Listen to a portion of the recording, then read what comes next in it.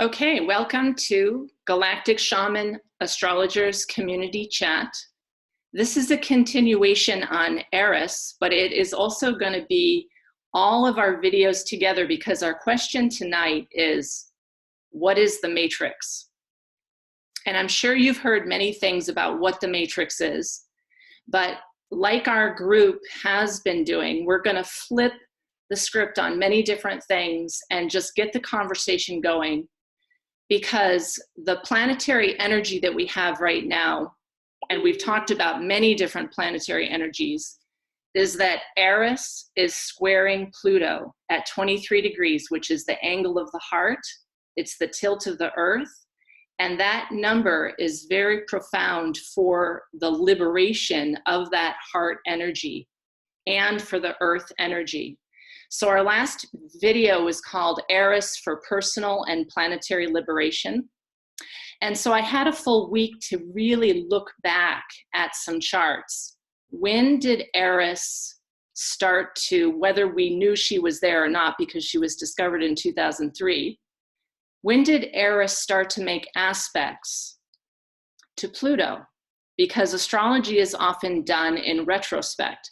And I found several people serendipitously came to me that were born in 1977, 1978 this week, which is always how the universe is working, going, here's your information right here. And at that time, Eris was making an opposition to Pluto. Pluto was at 14 degrees Libra, and Eris was at 14 degrees Aries. So if you think about like 1977 and 1978 and the energy on the planet, Pluto was that destroying and transforming and rebirthing energy in Libra, which is around partnerships. But interestingly, that was the time of the Vietnam conflict and the refugees from Vietnam. So one of the charts that I was able to do was a child who was a refugee from Vietnam in 1977. And she had Venus conjunct Eris, which also happened this week. So I was able to really hear her story, like how has that Venus conjunct Eris played out in your life in an opposition to Pluto?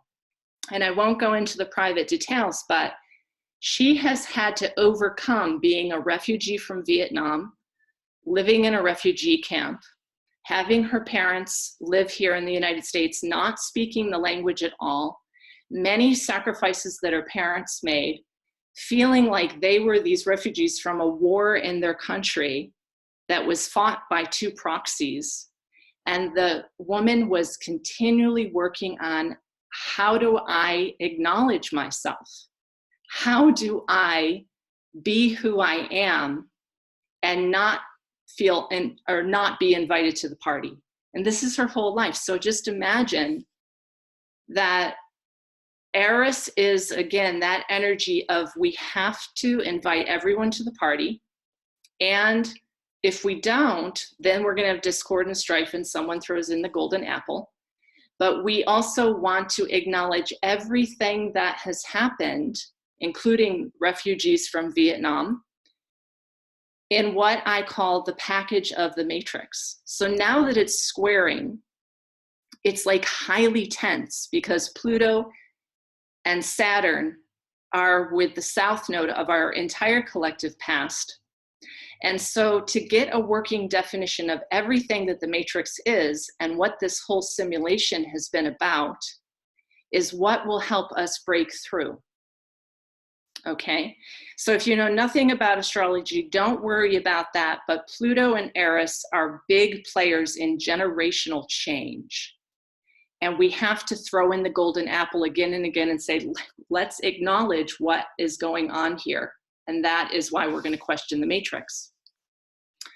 So here's what I'm going to start with, and anyone can jump in with their definition.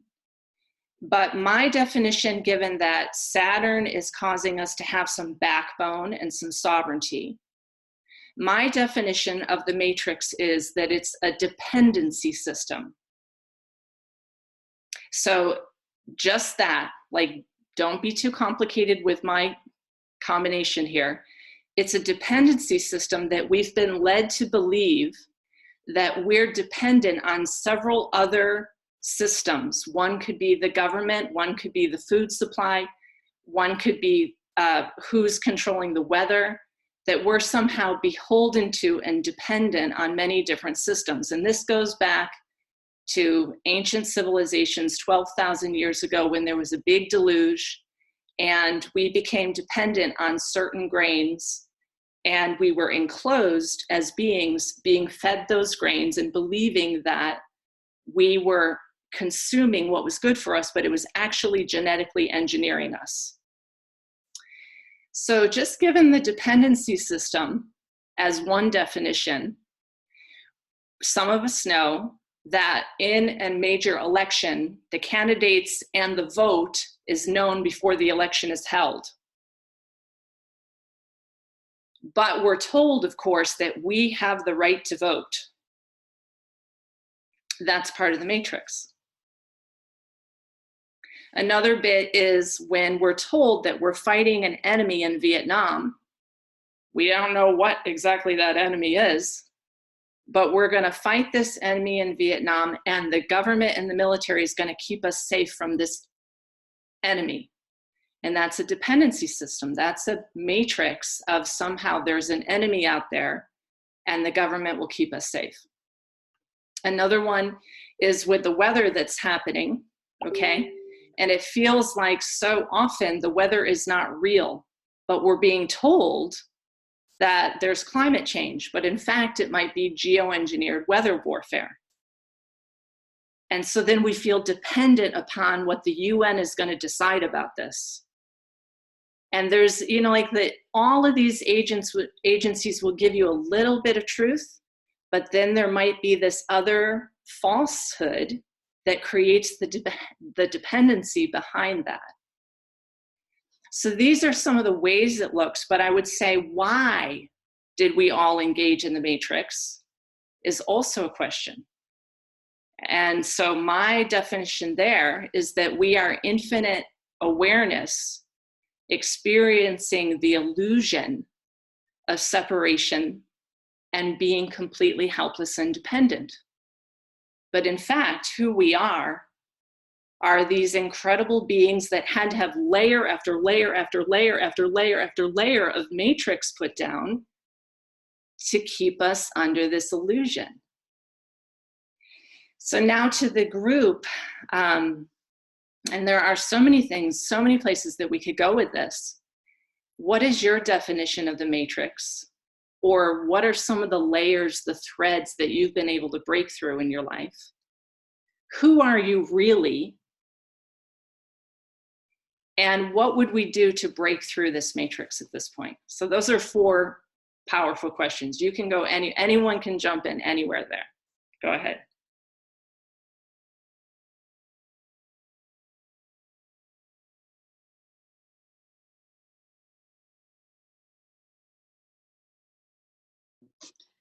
Okay, I'll go. So I agree with you. It's a dependency program, enslavement program, but even more so, it's a mind control program. Because beyond what you just talked about, the different layers of how it comes in and affects us, I think the mind control comes in through playing out victim-victimizer with each other. So all of the uses come in through the duality that's been placed in the situation. So I think that you have, victim victimizer. I think you have a lot of sexual misery, and a lot of sexual abuse that is part of that mind control and a part of the story that has been told over and over and over again. And it's been seeded into sort of the DNA structures that have, it's been passed on. I can think about, let me think, there's even down to how we sacrifice ourselves. All of this stuff just all leads back to what the matrix really is doing. It's basically a logos that has, sort of been reprogrammed, and we are because we're connected to that logos. It's sort of reformatted our brains to think like the matrix.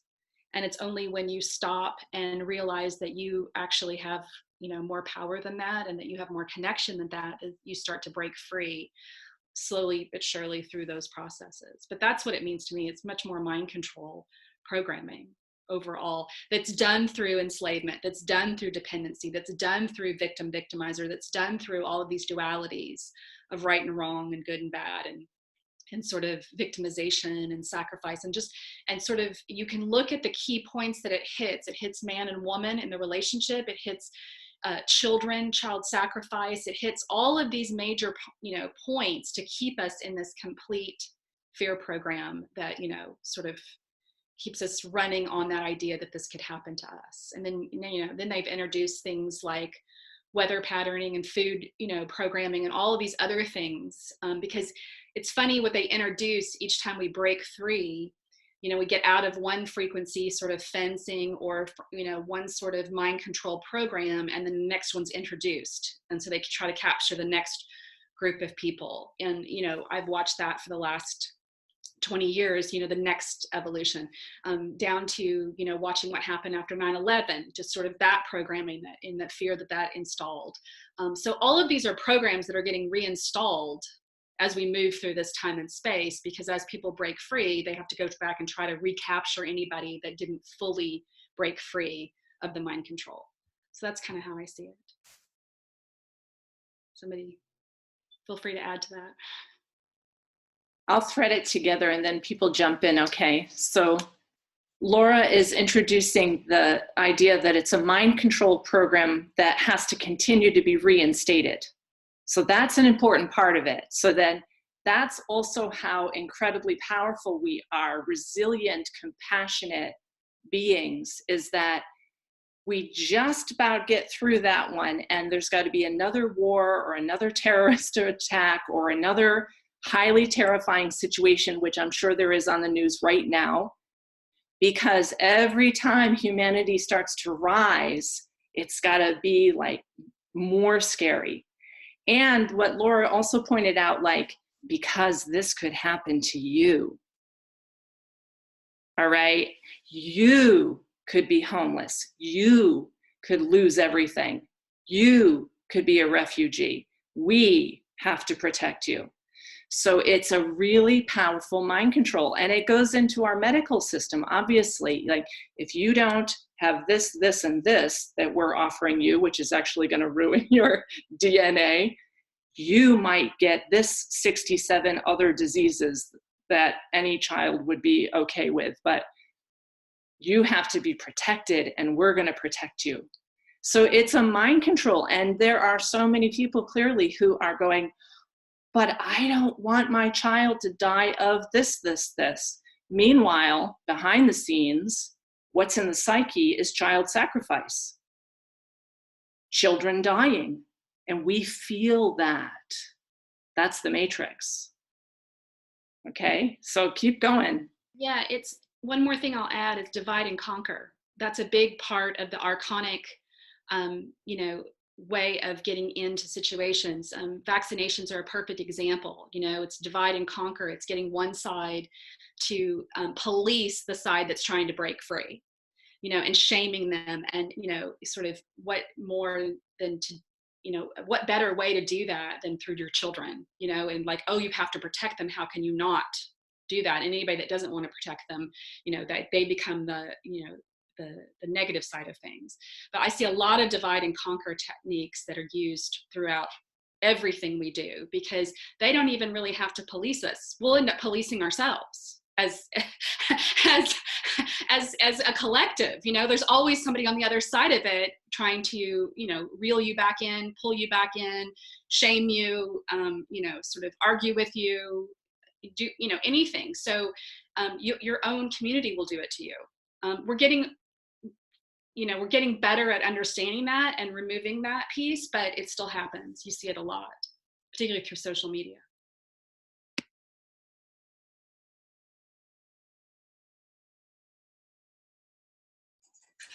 I just thought, particularly when you were saying that, Laura, about, we're policing ourselves, because I was thinking about that today in terms of when you do something that's contrary to the norm, the societal norm. say, for example, we were walking barefoot in the park, and I know that someone's going to walk the other way, and I can feel them being triggered, thinking, oh my God. And it's funny that their child isn't. Their child actually hasn't even noticed, but the adult is like focusing in, and I realized that, through the generations, obviously when you get older, things get embedded more and more and more. It becomes a habit because you just do it more and more times. And in terms of, like we were saying about Eris and Pluto bringing generational change, it's like the whole DNA structure of the family ancestry, like our allegiance, as it were, because how we have this kind of I must honor the parents thing. I just feel like that doesn't exist anymore. I don't feel that I have to have this sort of, I don't know, traditional connection to the family where I should do this for the family, but I am my own person. So that makes me think of things like with Melchizedek is, I know we were talking about in the chat with Holly about Melchizedek, and like that kind of having no father and no mother, and the genealogy and the DNA being like completely, sovereign. You choose it for yourself. So yeah, so I've been thinking about that.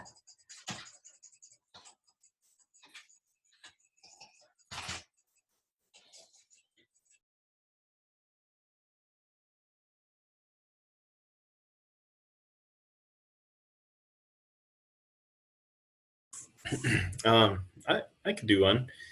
The way you described the Matrix was fascinating.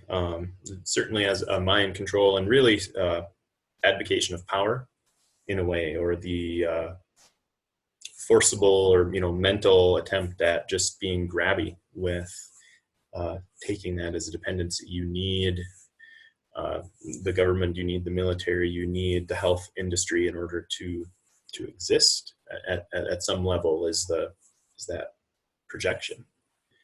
And I think a lot of people have internalized that. It always surprises me in ways in which I have. We were just talking about that this morning. Care to share? Maybe later. Okay. But just in the sense of self-authority, who gives you permission to act in this way, or walk barefoot, or be out in the world in a specific way? And sort of that up-leveling, or that self-sovereignty perspective on, I give myself permission.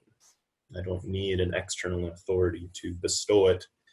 And we sort of talked about that again from the credentials from a university, right? That's another aspect of how is knowledge really recognized, or skills approved. But something that really struck me as you were describing the concept of the Matrix as that programming and that taking of sovereignty, and if you come under the sense that we're all a splinter of source, we're all reflecting the same photon, as some view the universe through. It's an exciting perspective for me to imagine that source would splinter in such a way to drive sovereignty into all of its parts, perhaps, or would fragment in a way to learn about itself in a way of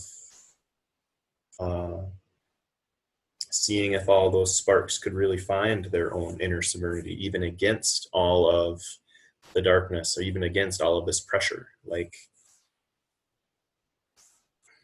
fragment and suppress, and watch it all come back together. Watch each individual person really light up in their own self-awareness, self-confidence, in their own belief in themselves, and the belief in their own sovereignty. And they can take and own that power, and then really activate, maybe would be another way to think of it. So that I find that perspective really stimulating and exciting. Do you want to hear maybe?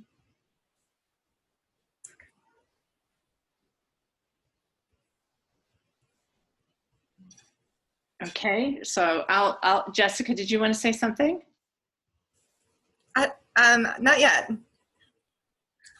I have this deep intuition about what the discussion was about this morning, but I'm going to just be quiet right there. All right. Like all kinds of images started popping in my head, but I'm going to just be quiet right there. Yeah, so the fabulous discussion is that we are, and it was Jessica's solar return yesterday, and I was really like downloading, like, what does this mean? And I was looking through my photos to find a picture to honor her, and there was this incredible tree in Hawaii, and it had like the most amazing geometric form of light and shadow and growth and reaching for the skies, but also rooted down into the earth.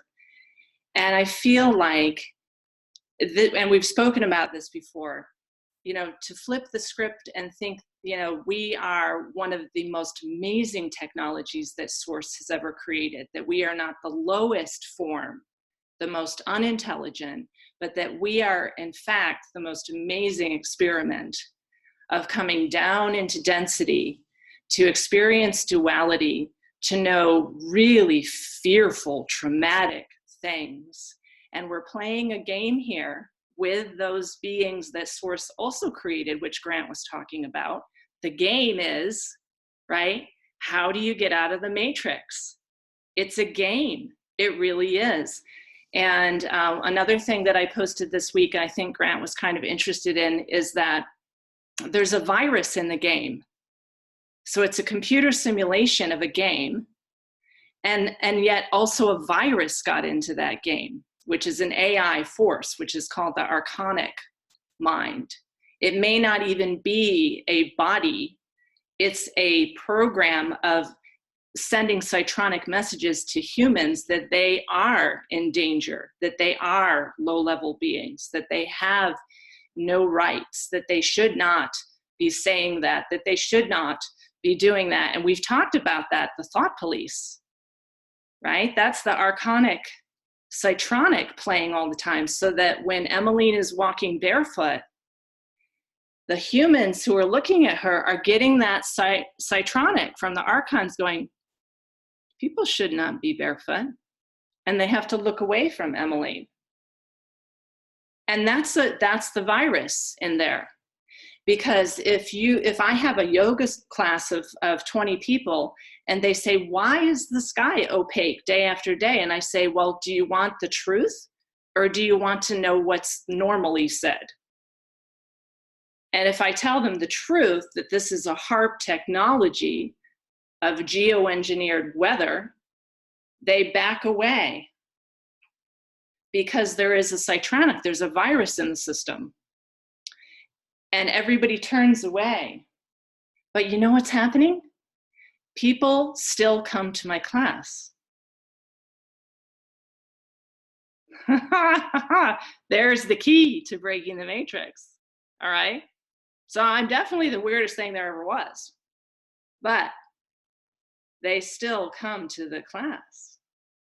All right, you see, there it is. All right, let's see what people want to say.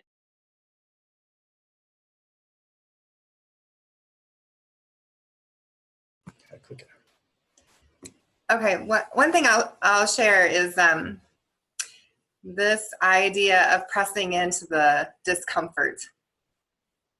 I really feel like those taboos are there in the psyche or in our family lineage. And I do feel like I've always had this insatiable curiosity to be like, why is that a taboo? Why here? Why this? And it makes everybody really uncomfortable, but why? And I do think there's always like a mystery underneath the taboo. There's gold hidden. And I think that some of that archonic stuff, or I've come to see it this way, is like they're threshold guardians of levels of consciousness. So like, are you ready to go into a deeper level and hold a different frequency of consciousness and integrate this? Or do you just want to stay back where you were?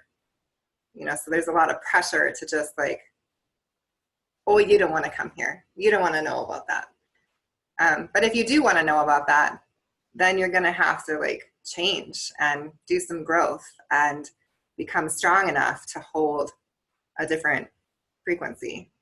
So I have found in my own work to like press into the taboos and lean into the discomfort is a part of growth. And I don't know is trauma always required for growth? And growth is not always easy. Is the matrix designed to help us grow, those of us who want to grow? And I think too of the raw material and how the some of the higher density beings have agreed to play the opposite for a time so that others could grow. And when I can see it that way, it's like I can honor the dark for the role that it plays without getting as freaked out by it. I just take those discomfort moments as opportunities to press in to more growth and really see, is it really this big scary thing? I mean, sometimes it is, but oftentimes it's because there's a truth, there's gold there, there's pieces of our soul, I think, that we're reclaiming instead of giving up our power to these other feeding systems that want to feed on our life force. So some thoughts. Yeah, that's certainly an interesting perspective, right? If you say, if you don't fully claim your life force, if you're not fully exercising either your thoughts of clarity or, you know, your almost a soul purpose, you know, then is it being siphoned off or used some other way? So again, that's sort of another perspective on ownership and up-leveling.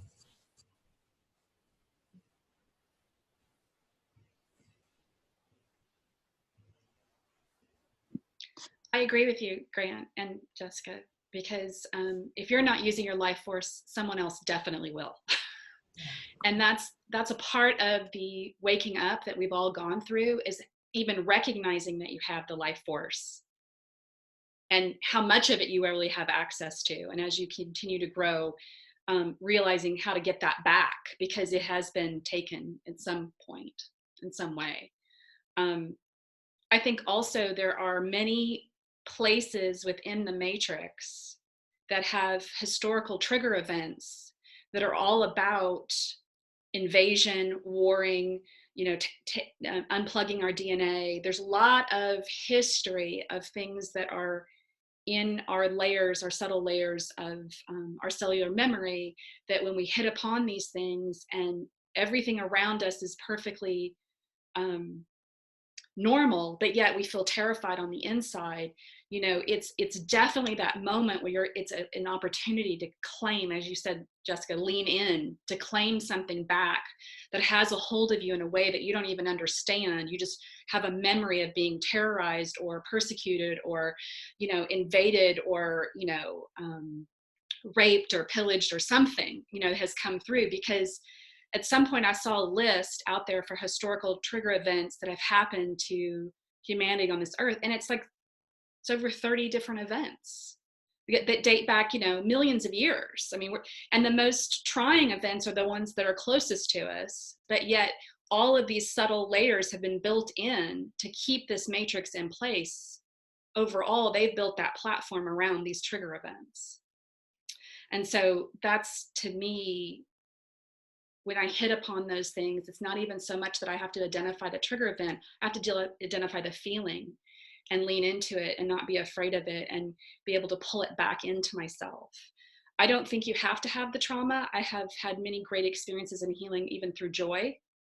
And I think that, you know, I've taught that with some people because they are so traumatized that more trauma doesn't get them at healing. They actually need to express themselves through joy and having joyful moments to regain a part of themselves. So I think either way, it's just about how do we need to get at it and from what angle are we coming in our own understanding.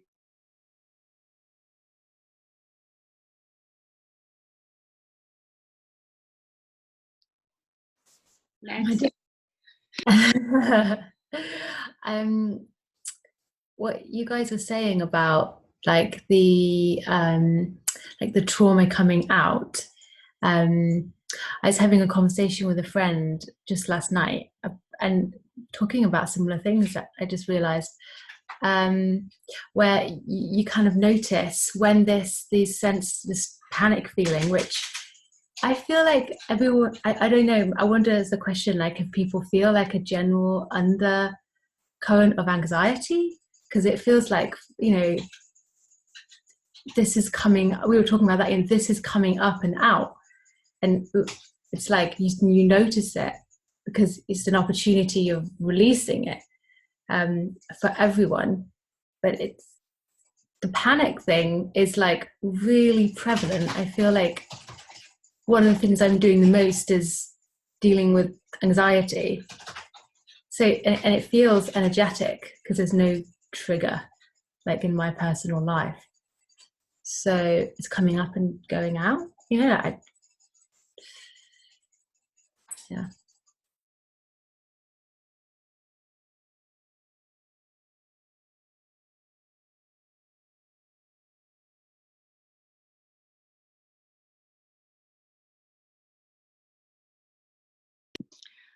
Emmeline, I can sympathize with you in that feeling. I remember my whole life, I mean, being here brings me anxiety. That was sort of something I had to work through a lot, just sort of my overall feeling of what was going on here and why it didn't feel safe, and it didn't feel like I didn't feel that connection that I knew sort of existed within me. I had a lot of memory of that.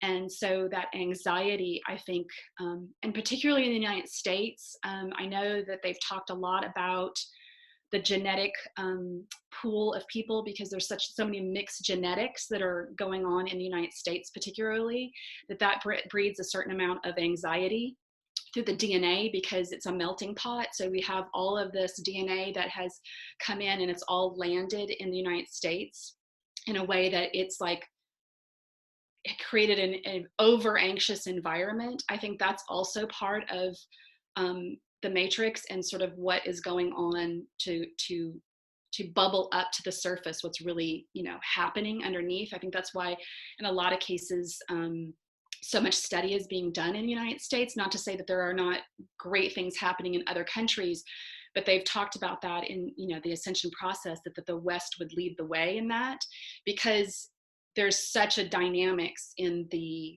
genetics that are going on that are bringing it's rising in people in their DNA, and the anxiety is being the focus, because people are now realizing something doesn't feel right, because when they've mixed those genetics, it's created a melting pot that is like all traumas, all things are happening. It's the DNA is having a lot of memory that's coming up. And I also think that's part of what's going to be happening astrologically even this year and next year, is that is going through Pluto and Saturn, all of it's rising to the surface.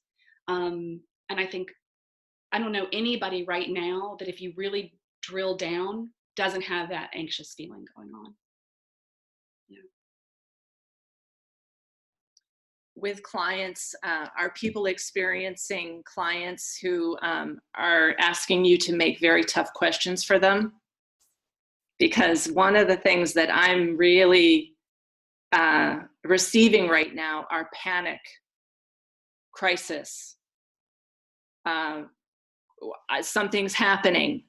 I'm having a major crisis. And many, many messages again and again and again saying, is my child endangered? The panic button is still there.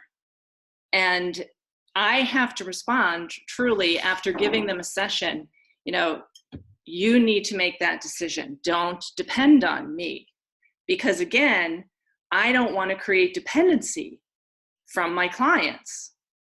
It's your sole choice if you're going to do this or do that very big life change right now. I cannot ask or answer questions about whether your child will be endangered from this decision. That is not a topic in astrology. But I think that a lot of people, you know, just today, 2 different people going crisis, panic, whoa, need your help, I'll give you a lot of money now. And that is me then tapping into letting them be dependent upon me. So I have to hand it right back over and say, you need to make the tough decisions. So even within our interpersonal relationships and with our clients and with our partners and with our children, there's this growing need that I'm feeling of, here are the tools, but you need to make the tough decisions. Yeah, Saturn and Pluto are together this entire year. And yesterday, Kelly Hunter, who's been an astrologer for 40 years, and I had incredible discussions about what's also coming in 2020. Okay, so folks, we want to do this now. And I want to pull just a thread from Grant that in astrology, Lucifer is on my descendant. It's like smack on my descendant. Eros is on my ascendant. So the god of love is on my ascendant, and Lucifer's on my descendant. And the other thing that we're feeling right now is those beings, I keep thanking them for their service, because they did. These were the archetypal closest to source who fell for this experiment. And I am continually going, thank you for your service. I honor you. I feel that you also are making a tough decision to leave this duality template, and I release you back to the great central sun. So, but there's the acknowledgement that Eris also requires, is that we acknowledge those players who helped us define ourselves, who put in these layers of trauma so that we could be this incredible technology that breaks through the matrix. And one last thing is, we've also talked about the fact that the internet was given to us, but that's in fact our own technology. We already have that technology of telepathy. So we need to start to get less dependent on some of these things, which is also a struggle, because right now this gives us this forum. And we also had a discussion about the hidden technologies of the secret space program, and that we actually also have the consciousness for and the ability to teleport, which was something that Drunvalo was speaking in that video that I was talking about earlier, is that all of us have a Merkaba that can activate, and we are the most incredible beings who can move throughout the galaxy. We have to remember who we are. And not, for me, I'm not waiting for any like distribution of funds from the Chinese gold, folks, because that is a dependency system, nor am I waiting for the cabal to disclose anything, okay? Because the cabal is not created to be my source of information. I am the discloser of these things, and I have the experience of being in a Merkaba. So I know we can do this, and I'm not waiting for the secret space program to give me that technology, because that's outside of me again. That's a dependency system. All right, so I threw that one in. Let's see what people want to say.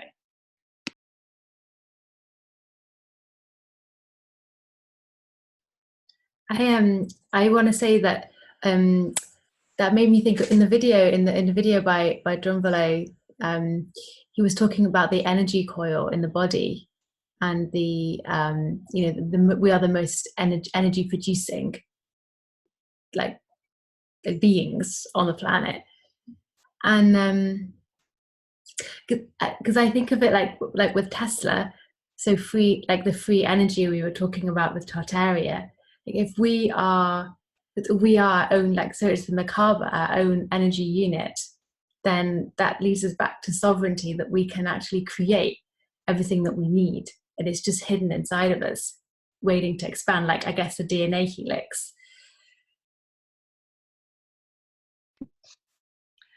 So speaking about that, Emmeline, you brought up a great point, because we produce all this energy, we have this capability. So if someone knows that about us and we don't know it about ourselves, you can see very quickly that someone's interested in using that energy.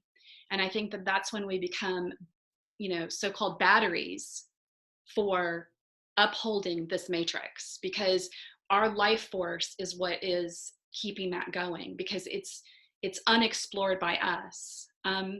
One of the things that came up when I was in Sedona a week ago, and I've had discussions with friends about this before, but the unplugging of the DNA is because they've now identified in the DNA strands, the space in between the strands is actually a wormhole that you can, that is the ability to travel. That is the ability to be anywhere in any place in any time. And so if you're going to unplug that, you're not unplugging just that DNA, you're unplugging the capability between the space in between to be the wormhole to get you in and out of anything. So that inner working goes hand in hand with the Merkaba. And even though people are not pulling that all together, the pieces are out there and they're starting to come together, because we're going to have that realization where we can be anywhere at any moment of time.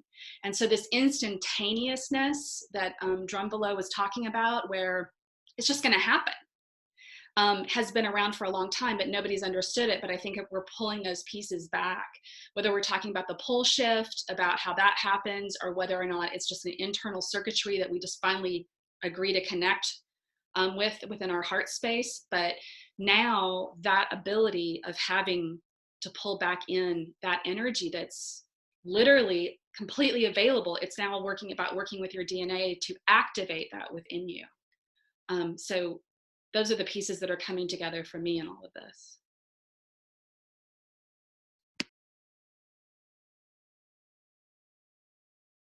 Let's hear from Holly or Shannon.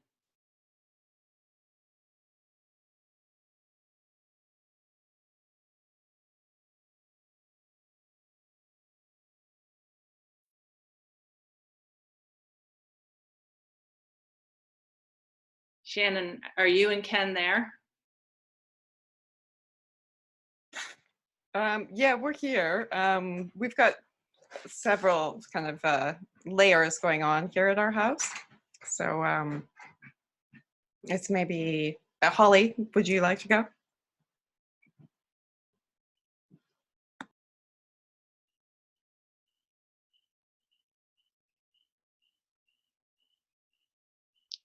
So hi. I guess I don't have a whole lot to say this week. I do feel the matrix consciousness and that anxiety that Emmeline has spoken about, and I do have times when that bubbles up. And when I love the describing it as kind of a game that that's been somewhat hijacked, that we're here to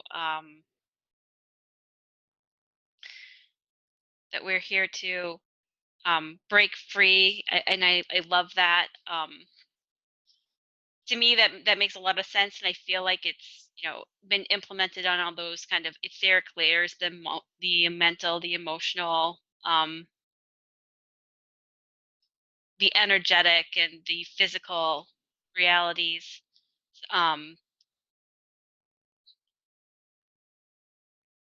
One of the things that I thought about with listening to folks is the economic systems that a lot of us are still kind of entrapped in, or people feel dependent on, or is the kind of the boundary systems, and that's the kind of the Saturn and Capricorn systems. I know several people who are struggling economically, and they are feeling enslaved to the banking systems, and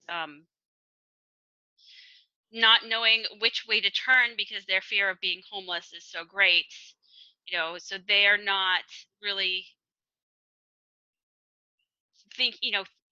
their immediate situation is, I need money and I just don't have money. And you know and one of the things that I was talking to a friend about lately was, and I think maybe perhaps because my daughter is also college age, this is coming up a lot, the price of college education, and is it really worth it these days?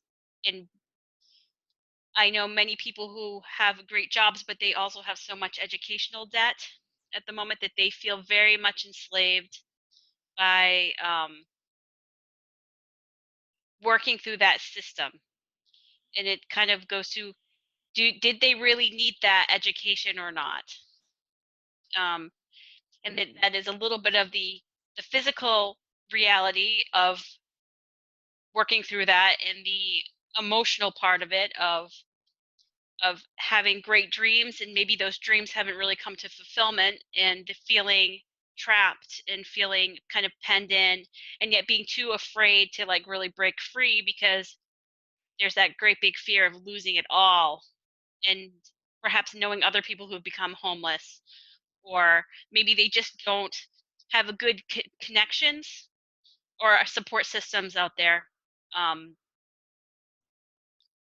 a lot of people not knowing which way to turn. And of course, I think some people know I work in a medical office, so I see a lot of people every day coming in and out, and they're worried about money. How do I pay my bills? How do I afford this? How do I afford that? And that is right now, to me, that's the big thing that I see that is a big limiting factor with a lot of the people I encounter, is this kind of dependency on money as a transactional system.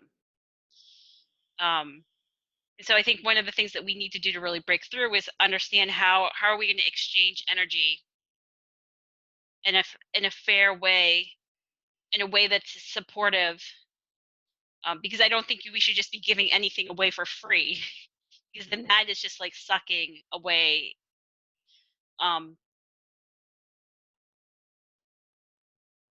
And what is really the value of someone's time, and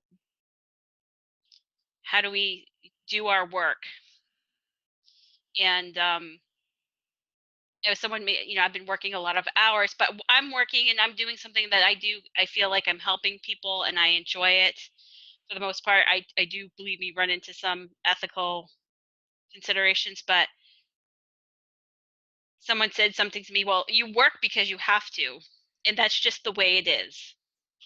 And I would challenge the thought that we just have to work because that's just the way it is, and that's, and we have talked about this before, of working for the paycheck, and do we really believe that that's the way it has to be? And so that is pretty much at the forefront right now, and thinking of possibly sending a daughter to school and having her take out loans for school.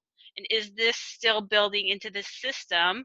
And she has not wanted to, unlike some of her other friends. She was telling me in the car today of a friend who is looking at the school that she is going to being like $50,000 a year, and by the time she's done, she's going to have $200,000 of debt. And my daughter saying, well, I don't want that. I don't want that. I want to have education that I can afford and then helps me live an exciting life. And I think that's what we really all want. We don't want to be working to pay off education, in some cases education that maybe isn't as fulfilling as something else. I think we had also talked about kind of the elements in one of the other previous chats, and in seeing how that this is somewhat tied to that, and this is kind of like that heavy earth energy, the physicality of exchange. That's like one layer of the game that we have to break through, like learning how to master our physical resources, and really like coming into ourselves and stepping forward. And then another is that focus of the mind, or kind of like that energy. How do we use our energy, our fire, to like get what we really need, and also share it in a healthy, empowering way and lead others.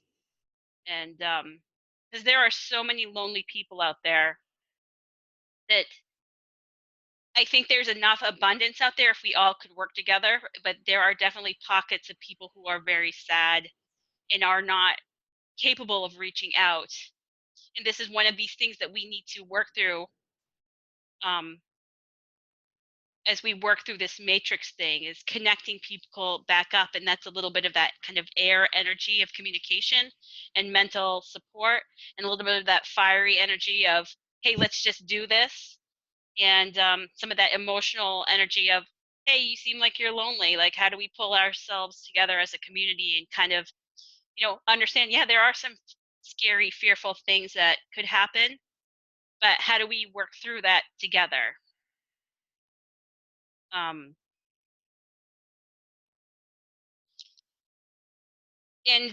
kind of releasing some of the old rules of, these are judgments of, it has to be this way, and maybe there's room for alternatives that, once we kind of let go of the fear and step into a place of kind of creativity of the new vision of what community could look like.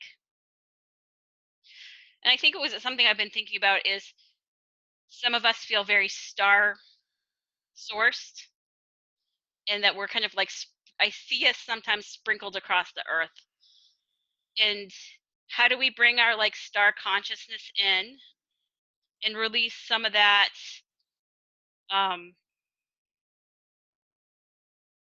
kind of a strict rules of this is good and this is bad, that limits kind of the creativity of community, and create some judgment around, like, you're not a good person if you don't work hard,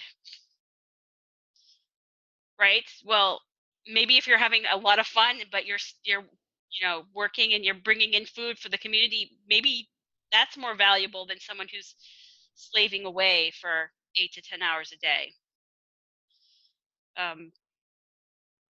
So I know that's a little bit of one of my rambles, but those are just kind of the stream of consciousness thoughts that have been coming to me through the week about, in my own personal life, where am I at right now? I'm in a job where I make half what I used to make, but I'm a lot happier because I don't feel like I'm working so hard. The work is more emotionally nourishing for me, and I have more time at home with my daughter. And so in a way, like, I broke away from the old system of being in a big corporate job, and in my next layer, I'm doing this, and I feel like there's another shift to go. So what am I kind of looking forward to as I'm like breaking free from old systems? And part of that system was, well, what you do is you go to work, you work 50 hours a week, you come home, you make dinner, you go to bed, you do it again. And I'm finding that I'm finding other creative ways, developing other things, making new connections. And this group is part of that connection of new ideas and like-minded people. We were talking a lot of permaculture stuff. Maybe part of this future is sharing how to everybody plant a garden, because we know that supermarket may not be sustainable. So how do we get everybody learning? And that could be fun and not scary and maybe not work. Those are just my thoughts.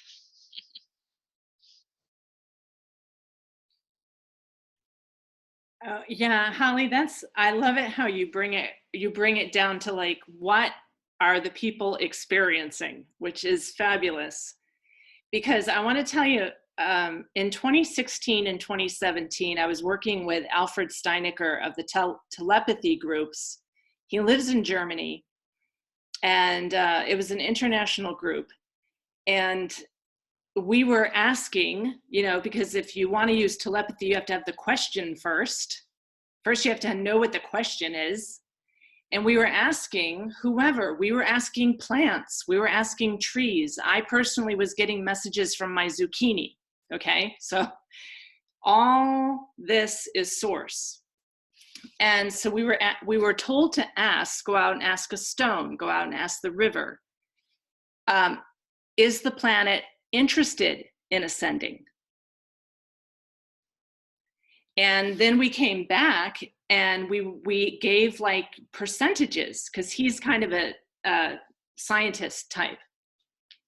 And everyone came back, you know, what percentage of people on the planet are actually ready to leave the dependency system? Don't want to work for money?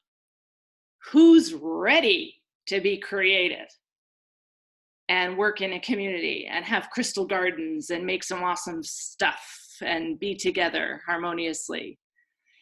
And we found that only 16% of the population wanted to actually do that. Did you hear that? So then I spent a full year like talking to the raspberries, going, why? What?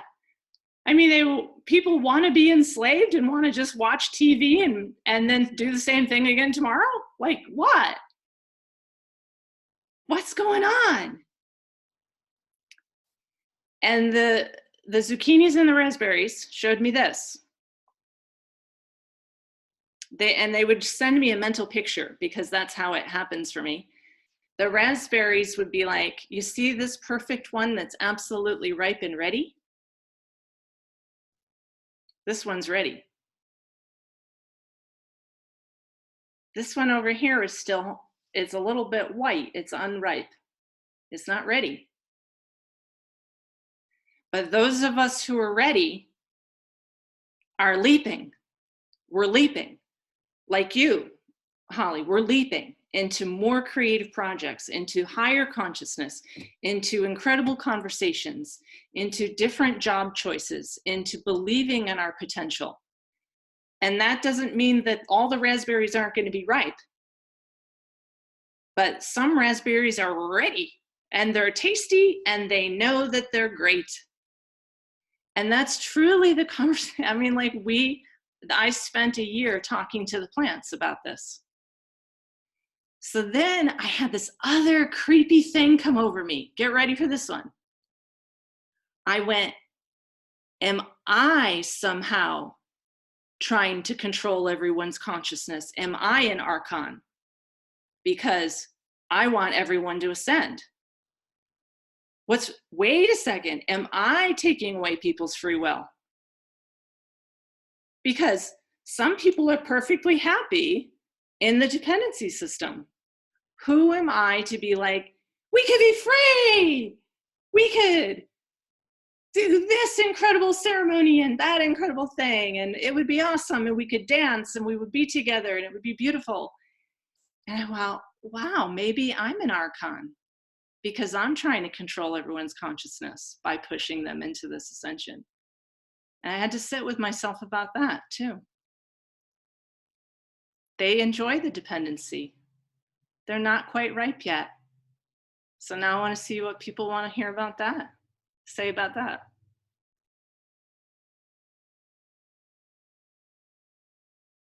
Fun.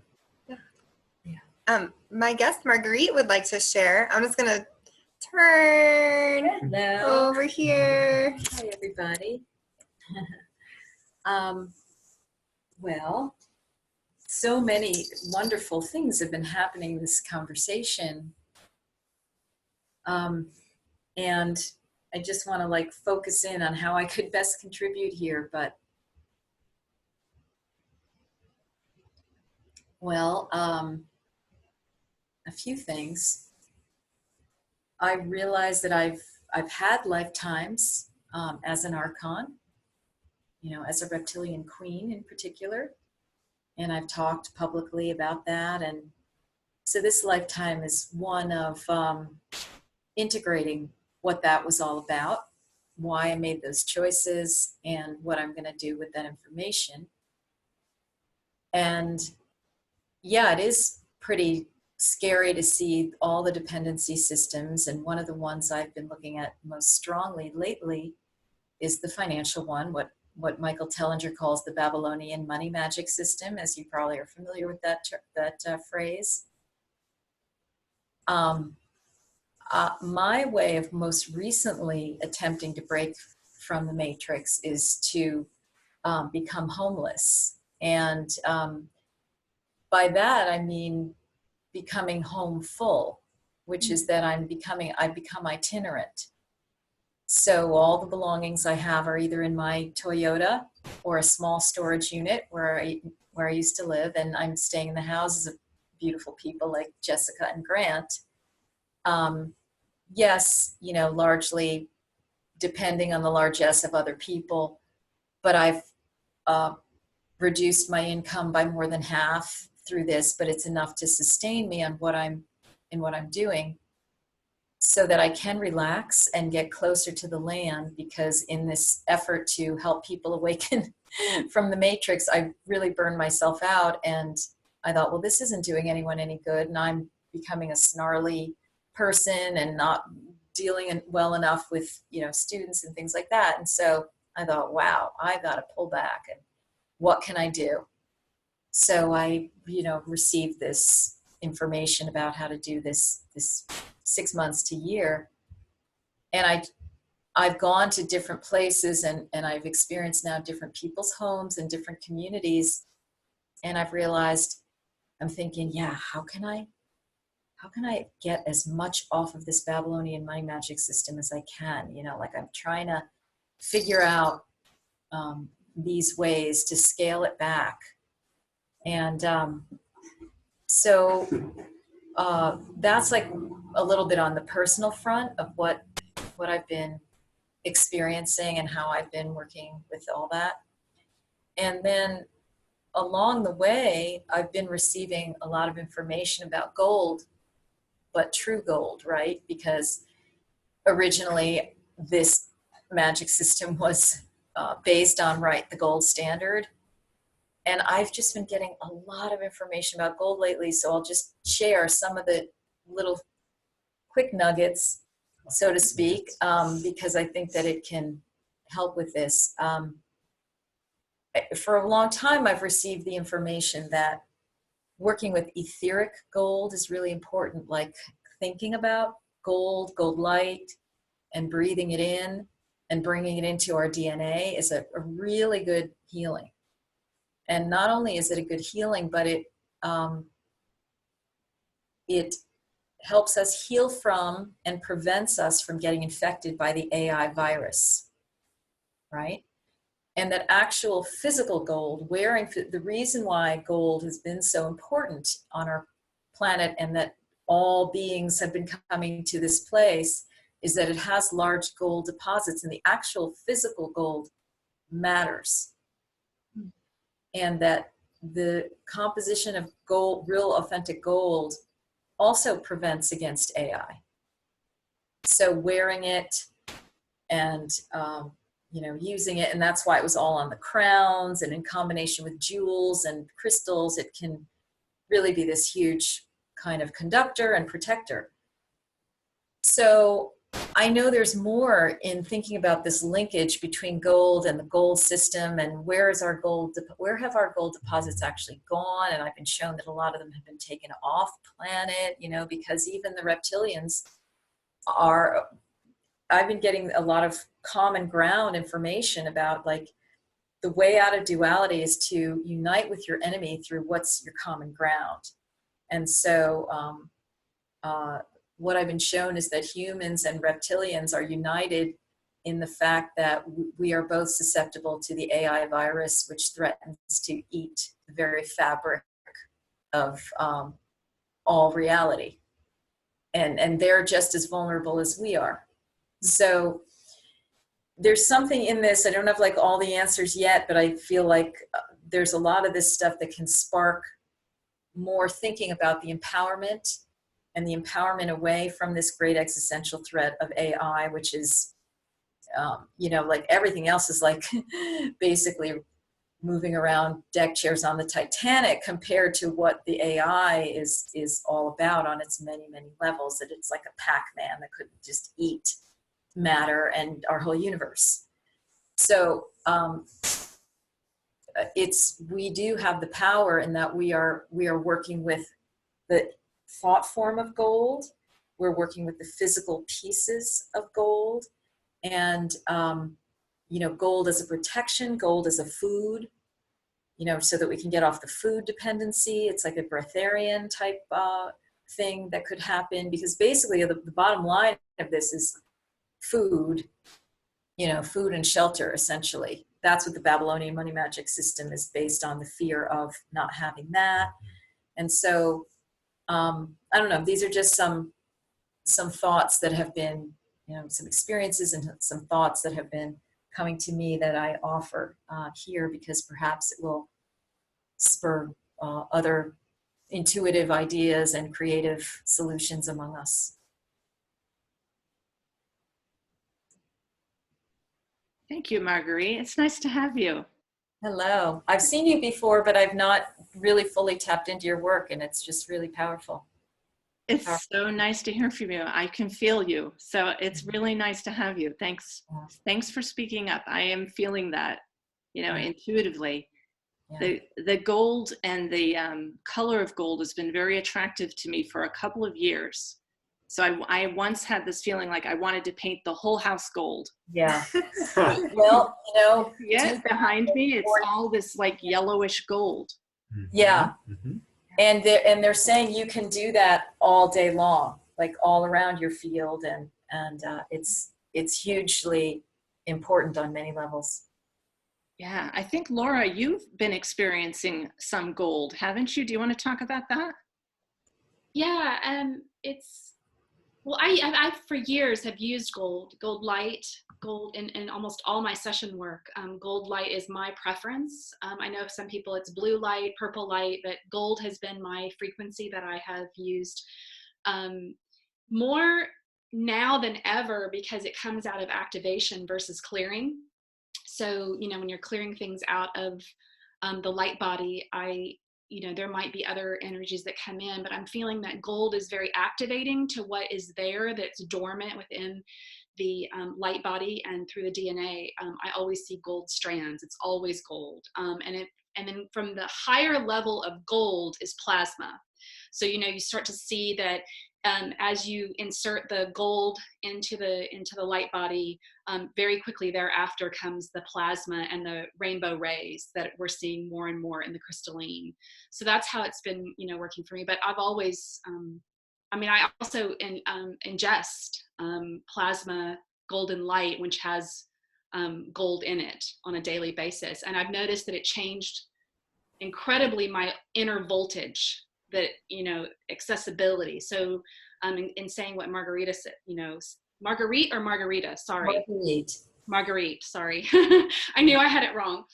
It's the same thing. As I've ingested it, it's really changed the voltage and the connection. Not saying that we actually need it, but I've been experimenting with it and playing with it just to see what it did to enhance me personally. Yeah, blessed be. And you just provided another piece by saying that at the higher vibration, it's plasma, because recently in an oracle session with David Todd, he asked me to look at what is the source of AI. And I didn't even know what the hell I was saying, but all of a sudden I started saying, it's antimatter plasma. Yeah. Okay. Antimatter plasma. It's like a parallel non-universe, non-reality universe that is moving into ours. Okay. And it's trying to cancel out. So this is why the gold, now they're just showing me now why this is the gold, why the gold is important, and why our conception and thinking about gold and to work with the gold plasma, because then the gold plasma prevents that antimatter from coming in, which is ultimately what AI is, starting with things as simple and seemingly innocuous as cell phones and computers and things like that. But we know that it's way, way worse. Okay, it can eat galaxies and the whole. So I think that I'm going to continue to work with that gold plasma concept in my reality. And Well, thank that's the you for that. reason, yeah, that goes into why, sort of AI is looking, not through chemtrails and through sort of geoengineered weather, how they're putting, sort of these heavy metals into our system, Yeah. because that is part of becoming AI. I mean, Yeah. it's sort of, that's the changing the environment to suit their, need for a future time and space, and remembering they're playing the long game, which is very far out there. I've had very many moments from the future coming back into this space, and they've told me what I need to do, and plasma is the correction. Blessed be. Thank you so much. My God. I mean, this has just been the weirdest pilgrimage, because everywhere I go, I'm getting information. I'm either seeing something exposed to me, or an answer is coming. And so it's wild when you do start getting off the matrix in any level, how you're like, whoa, then the universe starts conspiring to help. And to go back to what you said about the antiparticle, the way when I woke up and was really on this sort of galactic, sort of understanding, they showed me sort of the antiparticle twin to Earth. So basically, everything that's happening here, the reverse is happening in the antiparticle as well. And that is where they make the adjustments and the changes, and then try to take it from there and push it into our... Son of a bee. Okay, so here's the other part of this now. While you've got that and us, then there's this whole thing of the new Earth. Yes, and that's it, and that's the Trinity. So that's the three. That's the higher level version. Right. So what the new Earth is the highest evolved version of everything that's on present day Earth. Correct. Of which many things already are. Like the redwoods are already in their perfected form, and that's why they were cut down, and the dolphins and all that.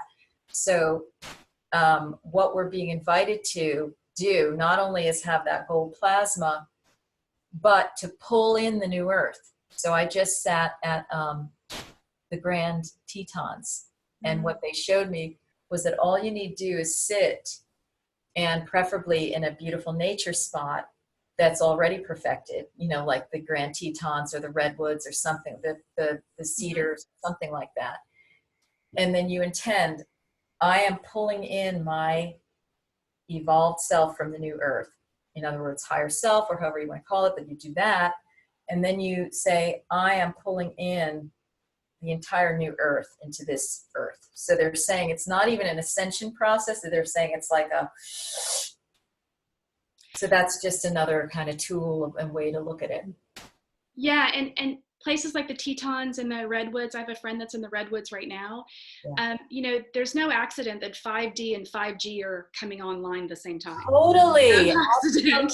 Absolutely. Because one, we're talking about organic versus inorganic. We're talking about using the same neural pathways that trees use. They're mimicking that in the 5G and getting us to transfer that organic patterning into 5G systems. And that's part of the AI technology and sort of like what's going on. But many of us are coming back.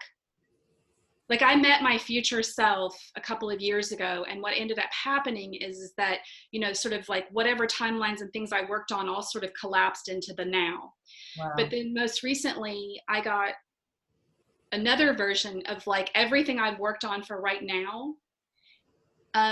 We all made a covenant in a future time space to come back to right now in the 5D process to make the corrections of what's going on with 5G.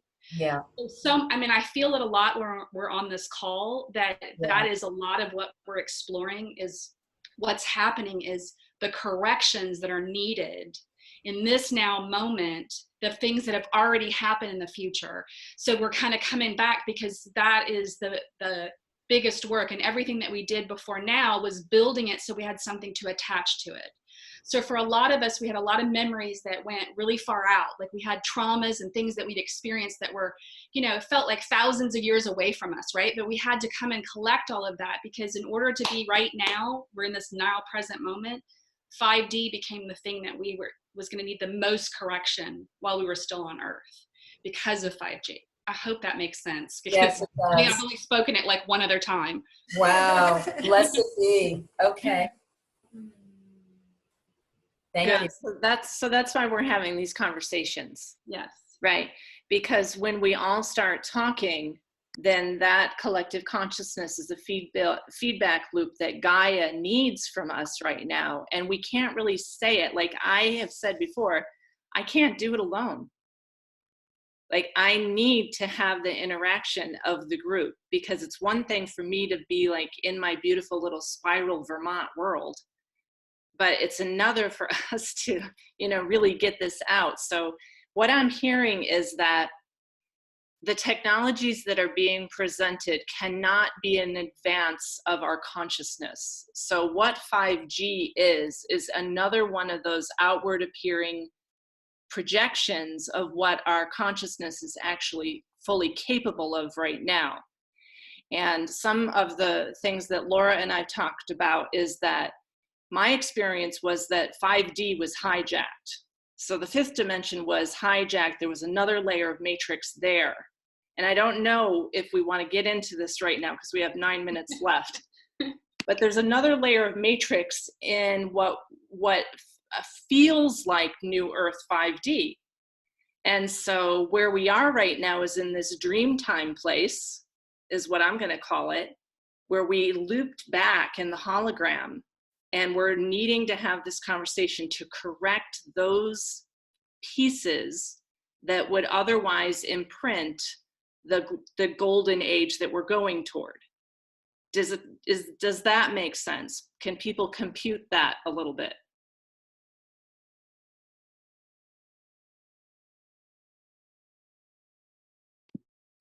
Makes complete sense. Yeah. We're giving the golden thumbs up over here. I just have this image too with kind of blending our conversations with visualizing the earth in a golden net. Doesn't AT&T put like a blue net around the earth in the symbol? Yeah, one of those. Yes. Yeah, pulling that golden visualization into like the whole grid strong in that. And I do think of the golden energy as divine light. It's pure source. And source is more powerful than all this other stuff. So it gets into the realm of faith too. And when we're up against the matrix, to really know how powerful we are and that we are very connected to that which is able to overcome. Yeah, that we are that infinite awareness. We are that golden light of source, that we created this game. This is our game. This game is not outside of me. This is the game of my consciousness that my infinite awareness is playing. And so the more that I feel into how fun this is, because this is fun, I'm having fun. This is not a trauma for me. This is joyful right now. We're breaking the codes of the matrix. Mm-hmm. We're entering community. This is a conversation. This is like a culminating experience for me right now of, wow, we got to the point where we could like articulate this. What does that mean when we can articulate it? Yeah. Where are we now? That Laura was just able to say that. Yeah. You know, that Marguerite's bringing the plasma part through. Go ahead and talk. Yeah, we just sent a pulse into the time-space continuum. And it was collective.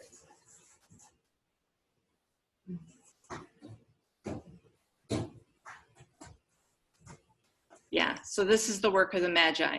Okay. Yeah.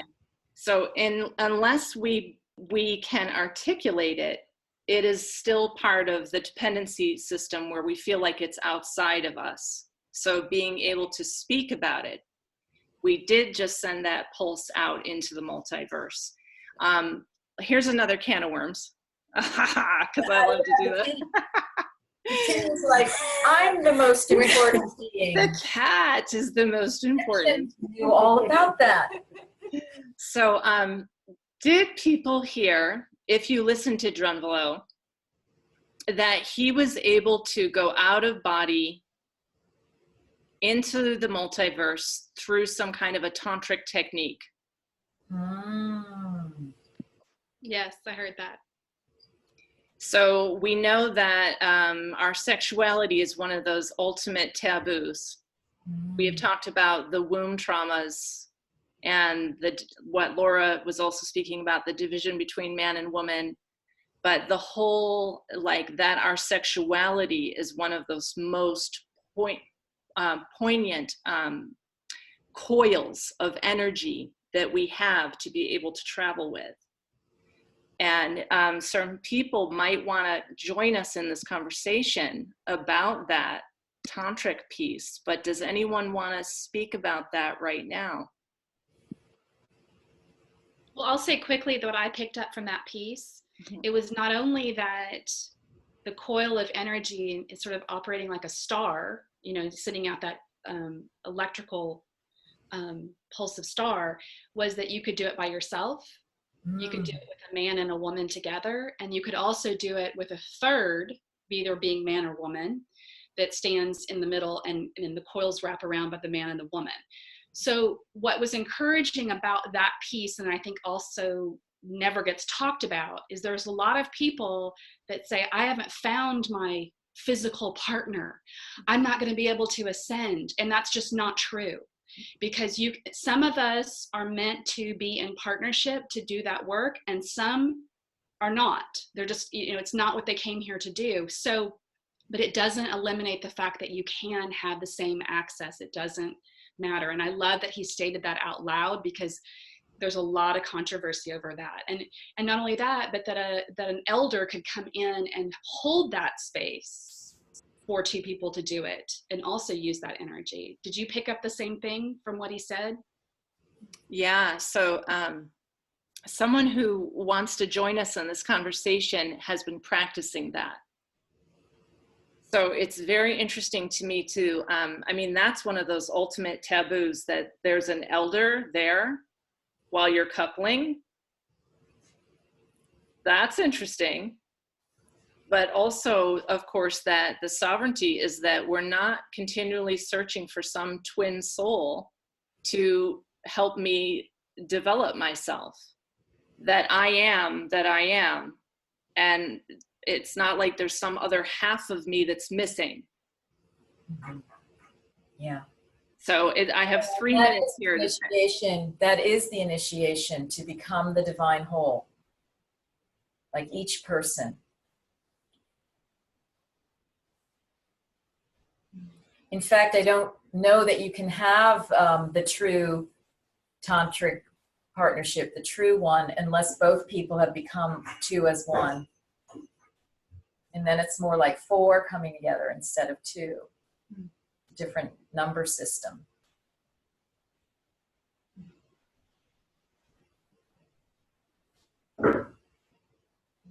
Does anyone want to say anything about more on that tantric perspective? Has anyone ever experienced something where through their coil and their sexual energy that they were able to go out of body? That's a private conversation.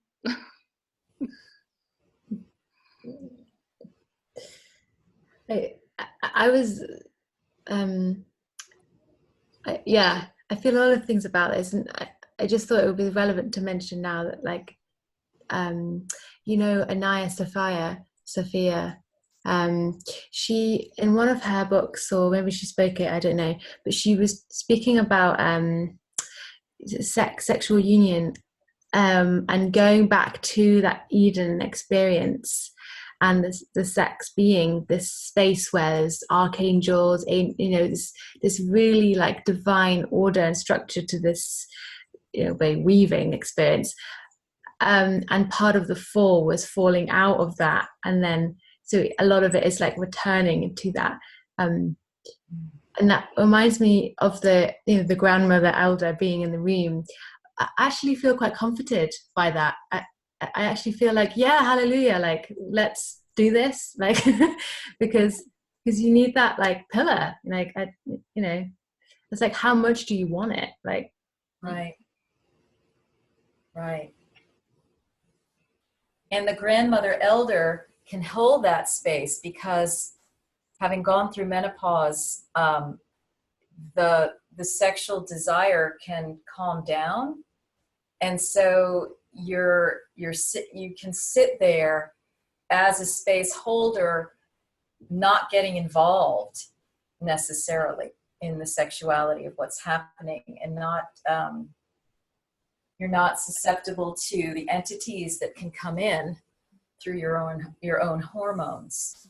So that's why a female elder who's gone through menopause can be very powerful. And I don't know if anybody here has already gone through menopause, but you realize that, you know, your sexual desire calms down. It doesn't disappear, but I don't know. My experience is I haven't had that free floating desire anymore, and I'm not like titillated when clients are telling me about different stories of their experience. You know, entities are not entering in. There could be something to that, like the power of the postmenopausal woman to hold space. Yeah. Well, I think we might want to go there on one of our next chats, because what Drunvalo was saying was that he was shown that millions of people would soon be doing this tantric practice. So I've really, since I saw that, I was starting to go, well, how would that be for me? How would that be?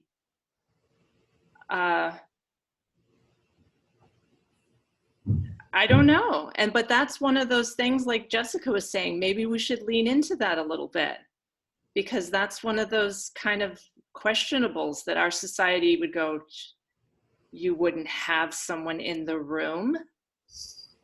What? And yet tradition, right? Like, wasn't it a tradition to have witnesses around the marriage bed? Right. So that somehow it used to be a practice, and this whole idea of it falling, it was like the last vestiges of it. And then it kind of got twisted into this being kind of this weird patriarchal thing, or possessing the feminine or something. And I remember Nandu Menon talked about his aunties in India. And one of the practices was they would sit outside the hut where the couple was making love, but they would be there. And this was like, you know, after the marriage ceremony. So it doesn't necessarily even have to be present in. So there could be an element of the privacy that's kept by the couple. But the witnessing is that it's outside of the boundary, or the person is holding the boundary. So there's probably different ways that it can be done. And it makes sense, because I do find in the lovemaking process, I am working so hard to do energy work, because I can sense, like, if the space isn't clear, if there's something that I'm very conscious about, my body being a vessel and my body being pure. And I've done a lot of work to maintain and to purify my womb, and to be very intentional about what's allowed in here and what this is for. That it would make me feel relaxed if I felt that there was a wider circle holding that energetic space, that I wasn't doing that on my own, so I could actually just go more into the bliss without, like, cast a circle around the room, ground the circle, call in, blah, blah, blah. You know what I mean? Like, that would help me as a woman relax and know it's safe to open here. I feel like that's been a big part of the healing process, to be, is it safe to open? And yeah, we really do have blissful experiences of light and colors, and yeah, there's a lot to be explored there that feels very new.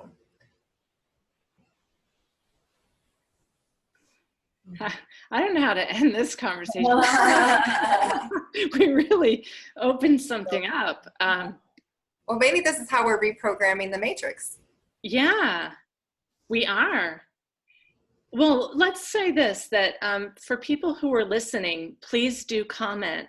Give us your feedback. What would you add to the conversation? And for people who might have true, experience with how this kind of tantric technique would manifest, either individually by yourself, or as a couple, or as a triune, please let us know that you have experienced something, so that there are people certainly who are receiving this download. And this could be part of the process of breaking into that taboo, which is certainly sort of the matrix, is our sacred sexuality. And what has been hidden from us that is really our lineage that we could move into with our sexuality. Maybe that's next week's topic. I don't know, but yeah, we'll find out. Does anyone want to close with any other statement? And this is very potent. It always kind of goes like this, like whoa. Well, I think this is how the Virgin Mary conceived Jesus. Mm-hmm. You know, I've written books on virgin birth as an actual tantric priestess practice, and so I think there's just something there. Because I was thinking that she just passively received, but I think she went through a wormhole or something, or a portal opened within her to be able to receive a Christos energy for the planet to help with this job here. And that there have been many women who have brought in high dimensional beings this way. So it's an ascension process within yourself. It's a conception process and much more. Yeah, and right there goes back to our conversation about menstruation. Yes, do we really need to menstruate? What is that whole ovulating every month thing? And I'm not going to open that again. But watch some of our previous discussions, because this whole thing of understanding our sexuality as a gateway that really, just like this conversation, apparently every orgasm that we have radiates out through the multiverse. So it's a really powerful energy, but it also brings the entire multiverse down into I am. And the conversation of that's how your star Merkaba merges with someone else's star Merkaba is during that sacred union, and also how you spread this halo of gold. Yeah, the gold. So I just got that you can consciously invoke and then send out the gold. Yeah, me too. I see that also. When I am in that state of true union, the gold aura spread from that point. Wow. Wow. Wow. Yeah, that's those halos that are in the imagery. Yeah. Now I'm understanding that. Wow. Okay, my loves, we have to close now. But we had another fabulous conversation, and thank you for your participation. It takes time and commitment to show up every week and have this conversation. So thank you all so much. Bye-bye. Thank you, Lalita.